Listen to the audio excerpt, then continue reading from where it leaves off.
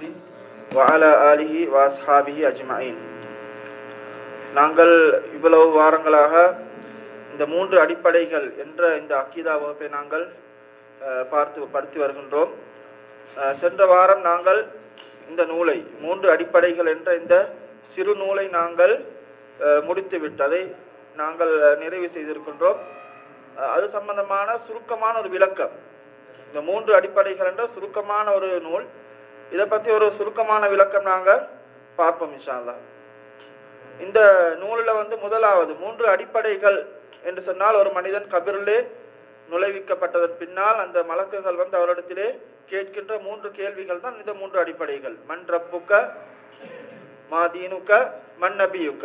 உன்னுடைய ரப்பு யாரு, உன்னுடைய மார்க்கம் யாது, தீன் என்ன, உன்னுடைய நபி யாரு, இதுக்குரிய கேள்விக்கு பதிலாகத்தான் இந்த நூல் இருக்கின்றது.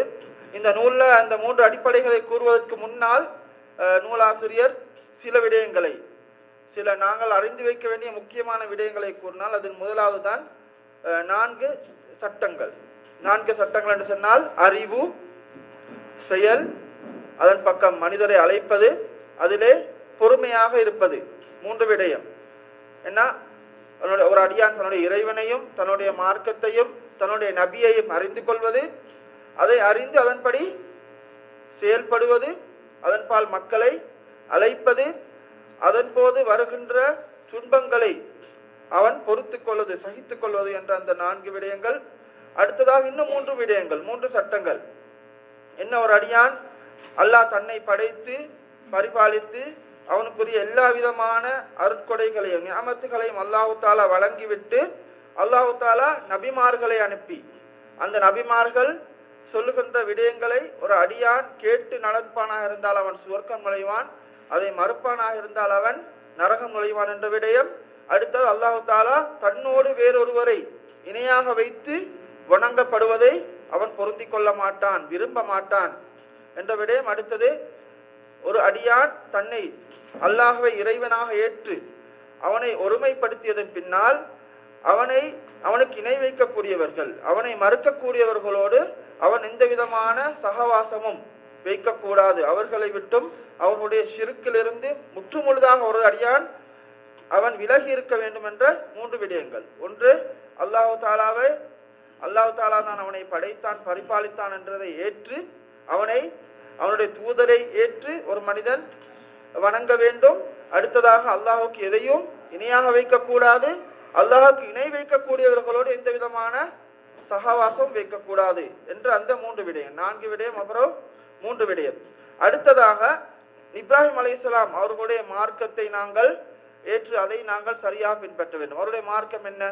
அவர் செய்த அந்த தஅவா, அவர் என்ன செய்தார்? ஷிர்க்கை விட்டு முற்றுமுழுதாக ஒதுங்கி அவர் அல்லாஹுவை ஏகத்துவப்படுத்தி ஒருமைப்படுத்தி அவர் வணங்கினார்.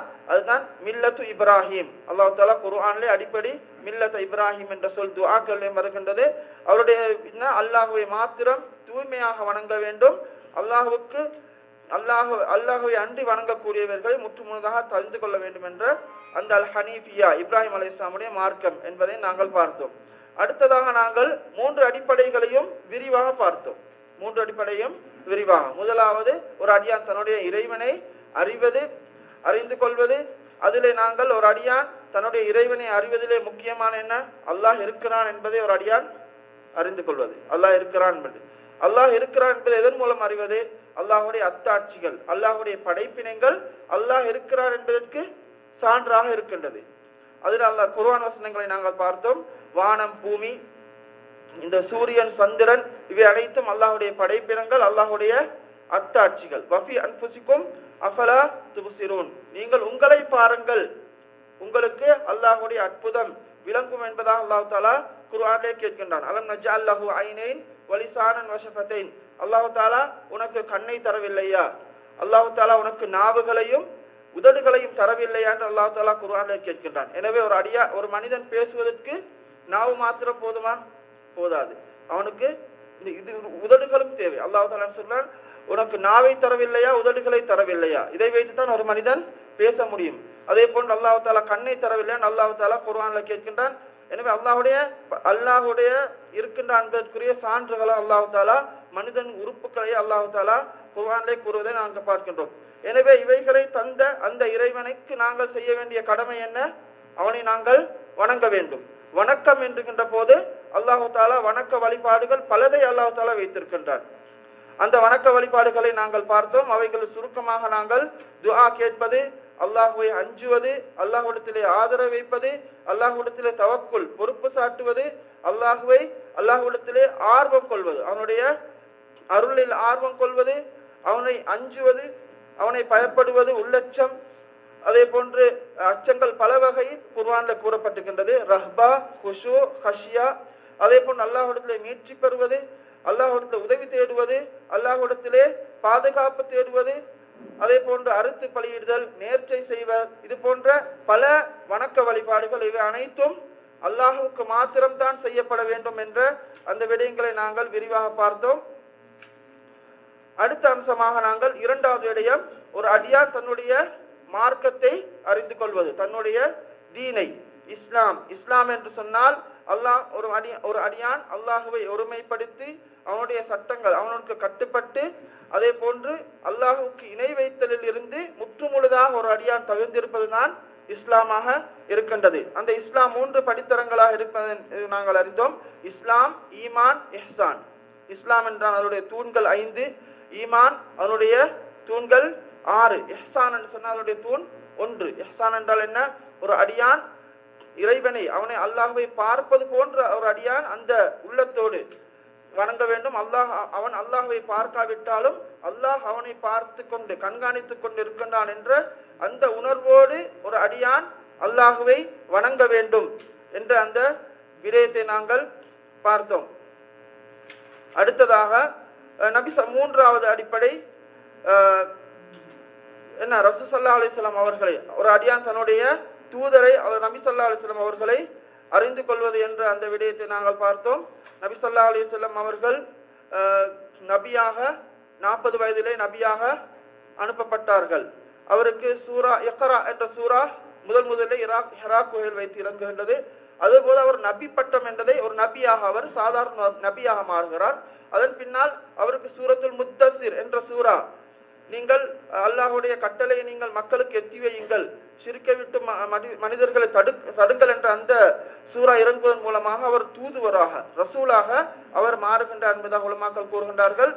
எனவே நபி ஸல்லல்லாஹு அலைஹி வஸல்லம் அவருடைய வரலாறை நாங்கள் பார்க்கின்ற போது அவர்கள் மக்காவிலே 13 வருடங்கள் தஅவா செய்தார்கள். அதன் பின்னால் ஹிஜ்ரத் என்ற அந்த முக்கியமான அந்த நிகழ்வு அவருடைய வாழ்க்கையில நடைபெறுகின்றது. அதன் பின்னால் மதீனாவுக்கு வந்து நபி ஸல்லல்லாஹு அலைஹி வஸல்லம் அவர்கள் 10 வருடங்கள் அந்த நபித்துவத்தை எத்தி வைக்கின்றார்கள். அதன் போது நபி ஸல்லல்லாஹு அலைஹி வஸல்லம் அவர்களுக்கு இஸ்லாத்துடைய முக்கியமான வணக்கங்கள், கடமைகள் நபி ஸல்லல்லாஹு அலைஹி வஸல்லம் அவர்களுக்கு விதியாக்கப்படுகின்றன.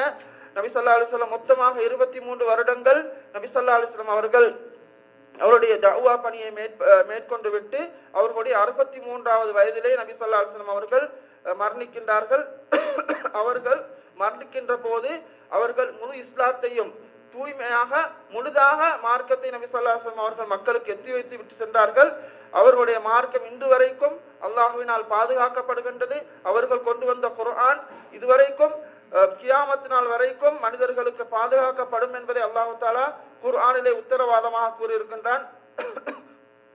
எனவே அவர்கள் முழு மனித சமூகத்துக்கும் நபியாக அனுப்பப்பட்டார்கள். அவர்கள் மூலமாக மார்க்கம் பூர்ணப்படுத்தப்பட்டது.